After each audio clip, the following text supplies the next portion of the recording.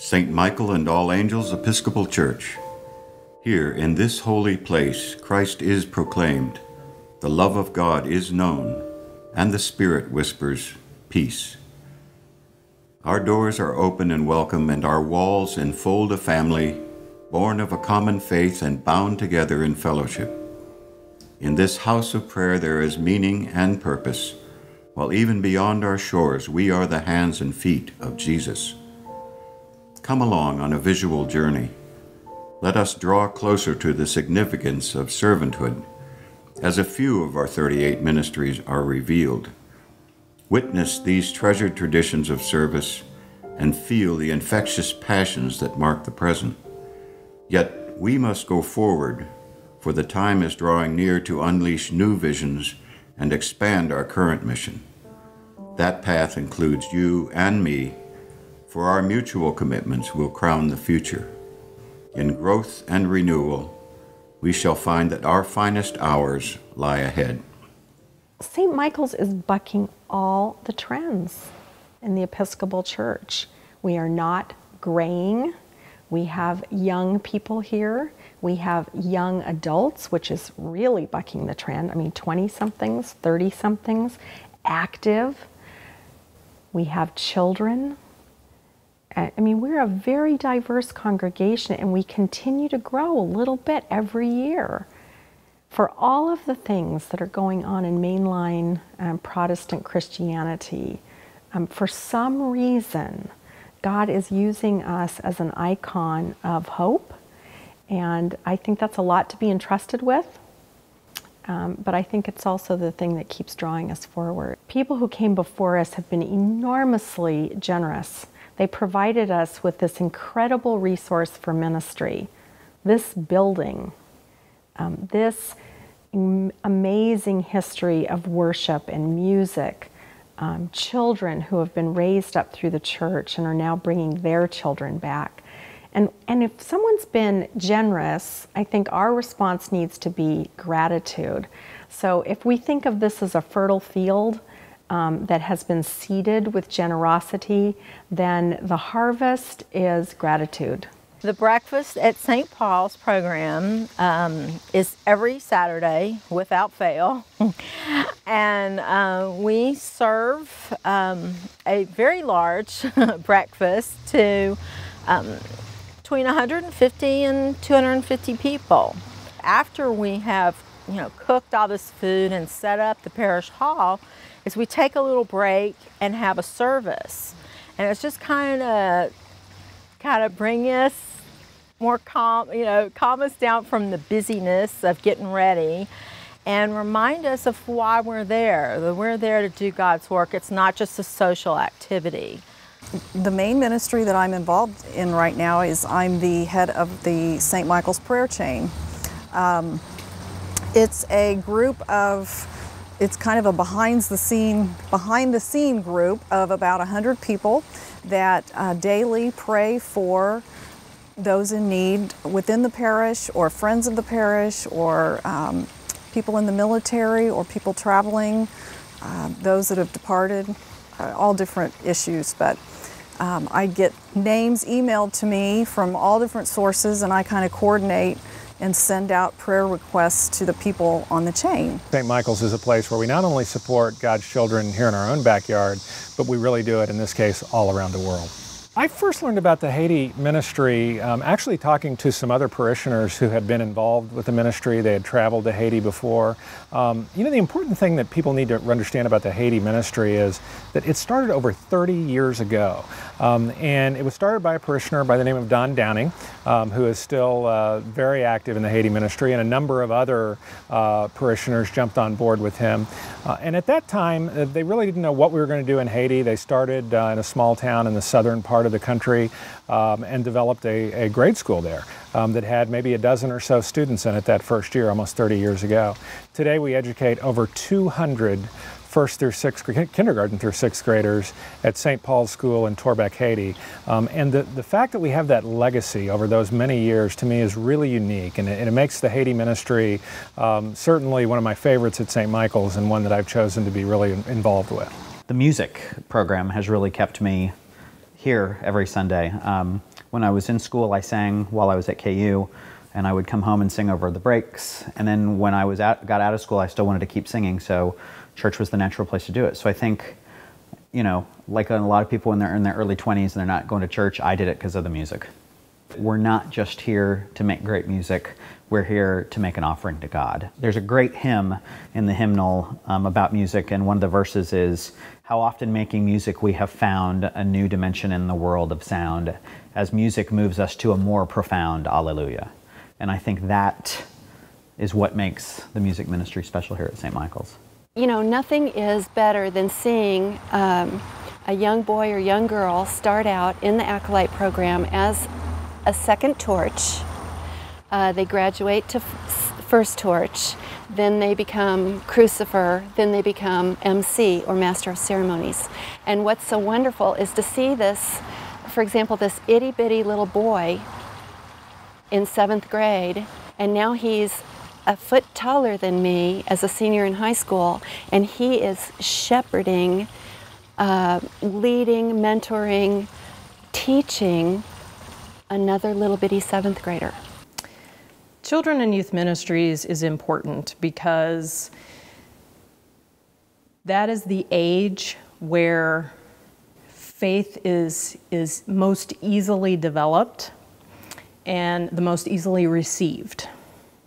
The kids are much more willing to accept the tenets of faith in younger ages. They respond much better to mentoring situations, to having someone in a different generation, different age group, be able to share with them their spiritual walk and the way that God works in their life is something that is very receptive to children and youth.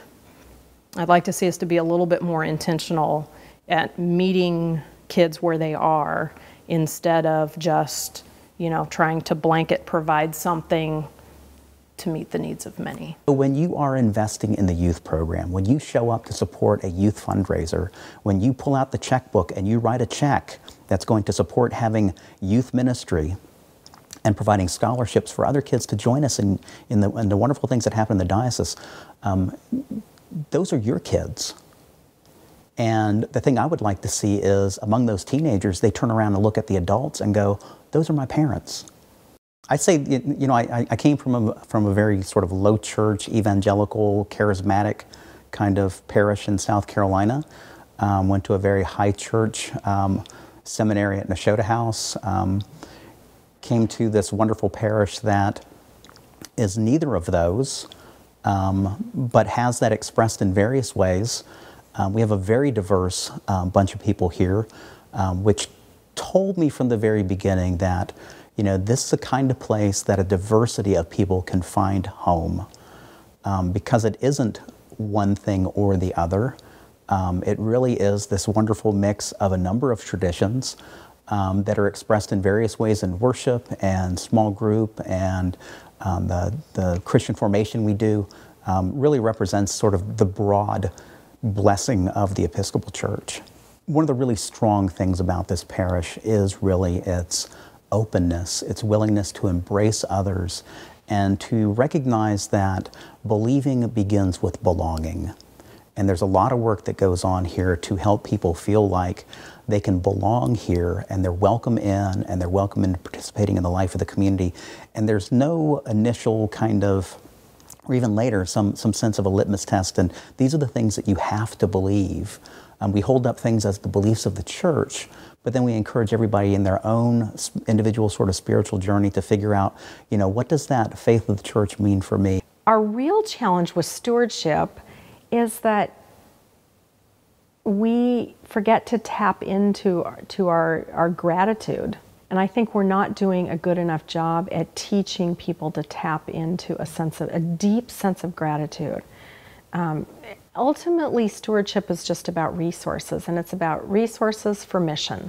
You know, what do we have to do? What do we have to use for all those things that God's entrusting to us? I take that trust God has placed in this congregation as a huge responsibility, and we can't just look away from that. I've had a dear bishop tell me that, you know, there are only two things that happen in the church. There is no such thing as maintaining the church. You're either going forward and you're growing, or you're dying. You know, really, when you think about giving, this is God's house, and it is a gift that's been given to us, put in our hands, to ensure that it is a gift that's passed on to the next generation. There's something about when you get together with other folks and you're doing God's work, there is a joy there that it's hard to describe. I came to St. Michael's, and the moment I walked up those stairs, I felt like I was being hugged. And you know, everyone was so nice, they were so welcoming, so warm, and it sparked an interest in me. St. Michael's means a place that I can get in touch with myself, sometimes in a non-intellectual level. St. Michael's means a place that I can come Sunday after Sunday. Some Sundays I don't want to be here. What I love about the commitment of being part of the music program is there are some Sundays where you just don't feel like getting up and going to church, but because of the commitment of being in the choir, you go. And I found that sometimes those are the Sundays where God knocks you upside the head and touches you in a way that you never anticipated. And there's also part of the service when the clergy recesses out and we do the bidding at the end of the service, and it's a reminder that we're called to come here each Sunday so that we can turn around and go out the door and do the work of God's work in the world. And I think that's why St. Michael's means so much to me. Because if you're not going to get that here, where are you going to get that? The community that we share here at St. Michael's is something that's maybe lacking in our society, and I think the strength and the just community that you derive from having a place like St. Michael's is, you just can't put a value on it. It's just touched my life beyond measure. Feel encouraged and courageous enough to dream the big dream. If God can give us the inspiration for that, then we should be able to come up with the resources to make those things happen. Our forebears shared a commitment to bring this church and its message into being. We celebrate 6 decades of splendor, fashioned by love and the sacrifice of all those who prayed, provided, and participated. No magic sustains St. Michael's, just hearts and minds responding in gratitude with gifts wonderfully and freely given. This parish is alive with hope and possibility to perpetuate our sacred trust and fulfill our financial obligations. There is a hymn that trumpets the power of collective strength. It reads, "No arm so weak, but may do service here. That arm is yours, that arm is mine, and linked together we will form a rising tide, answering the call to honor Christ and be a blessing to others." Please join us on our journey. It begins here, in this place where God's glory abides. We call it home.